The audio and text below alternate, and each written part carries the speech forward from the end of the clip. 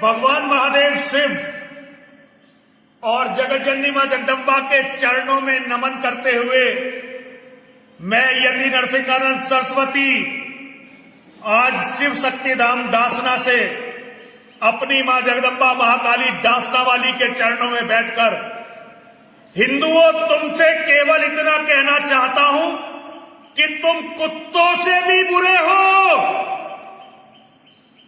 तुम कौओं से भी बुरे हो, तुम गीदड़ों से भी बुरे हो और कहना चाहता हूं कि तुम हिजड़ों से भी बुरे हो। दुनिया में ऐसी कोई कौम नहीं है जिसका कभी कोई साथी मरे या उसके हिस्से में से कोई एक मर जाए और वो कोई कौम रोए ना। दिल्ली में इतना बड़ा हिंदुओं का नरसंहार हुआ, लेकिन आज जिसे भी देखो कोई हिंदू इसकी चर्चा नहीं कर रहा। जगह जगह होली मिलन के कार्यक्रम चल रहे हैं, जगह जगह रंगारंग कार्यक्रम चल रहे हैं, लोग अपने जीवन में मस्त हैं। जो मर गया वो मर गया।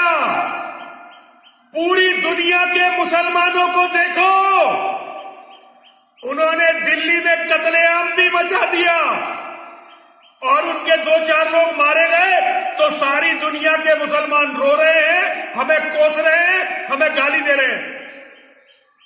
सारी दुनिया के मुसलमान, टर्की का राष्ट्रपति, पाकिस्तान का राष्ट्रपति, मलेशिया से, अरब से, ऐसी कोई जगह नहीं है जहां से मुसलमान रो ना रहे हो। और जब मुसलमान रो रहे हैं तो बहुत सारे मुसलमानों के अलावा ईसाई भी, हिंदू भी और भी लोग उनके साथ मिलकर उनकी हाँ में हाँ मिला रहे हैं। लेकिन इतने हिंदू मारे गए, दिल्ली में कम से कम मुसलमानों से 20 गुना ज्यादा हिंदू मारा गया, लेकिन उस हिंदू को कोई नहीं रो रहा। क्योंकि जब हिंदू ही हिंदू को नहीं रो रहे तो कोई और क्यों रोएगा। कभी कभी तो शर्म आती है कि किस कौम में मेरा जन्म हो गया। एक धर्मगुरु नहीं रो रहा, एक नेता नहीं रो रहा, एक हिंदुओं का संगठन नहीं रो रहा। इतने बड़े नरसंहार पर कोई हिंदू बात भी नहीं कर रहा।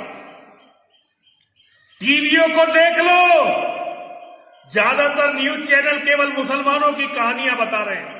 केवल एक सुदर्शन चैनल और एक ये अर्नब गोस्वामी वाला जो चैनल है, इन चैनलों को छोड़ दो, जी न्यूज भी, बाकी सारे चैनल मुसलमानों की कहानी और उनको हीरो बनाने में लगे हुए हैं। जहां तक भी मेरी आवाज जाए, हिंदुओं में तुमसे कहना चाहता हूं, 7 मार्च को शनिवार का दिन है। मैं अपने बच्चों के लिए, जो मेरे बच्चे मारे गए हैं दिल्ली में, उनकी आत्मा की शांति के लिए जंतर मंतर पर 10 बजे रोने के लिए बैठूंगा। कोई भाषण देने के लिए नहीं, कोई नेतागिरी के लिए नहीं, केवल उपवास रखने के लिए बैठूंगा। जहां तक भी मेरी आवाज पहुंचे हिंदुओं, मैं तुमसे कहना चाहता हूं, जंतर मंतर पर मेरे साथ बैठने के लिए आना।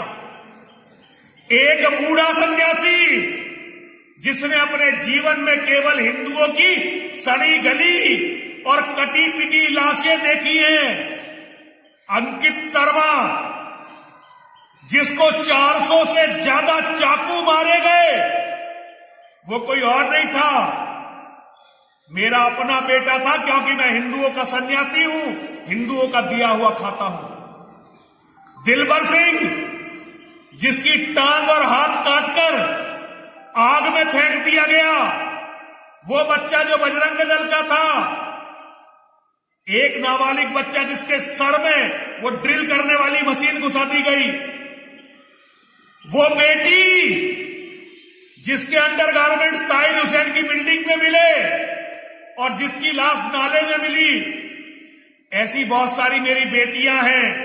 और ये हम आज से नहीं मर रहे हैं, हम 1000 साल से ज्यादा हो गया हमें मरते हुए, लेकिन जब से नेताओं को धर्मनिरपेक्षता की बीमारी लगी है, तब से तो हम लगातार कुत्ते और बिल्ली की तरह मर रहे हैं।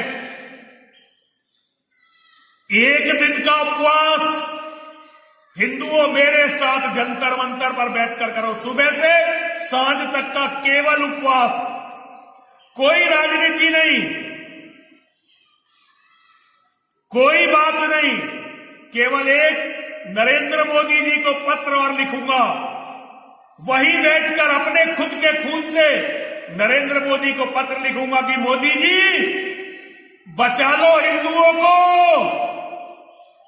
अगर तुमने भी धोखा दे दिया तो हमारा कोई नहीं है। फिर सभी हिंदुओं से कहना चाहता हूं, जहां तक भी मेरी आवाज जाए, 7 मार्च 2020 जंतर मंतर पर एक दिन उन हिंदुओं के लिए रोने के लिए निकालना जिन्हें इस देश में नेताओं का पाखंड, नेताओं की धर्मनिरपेक्षता खा गई। सभी लोग बोलेंगे, बोलिए हर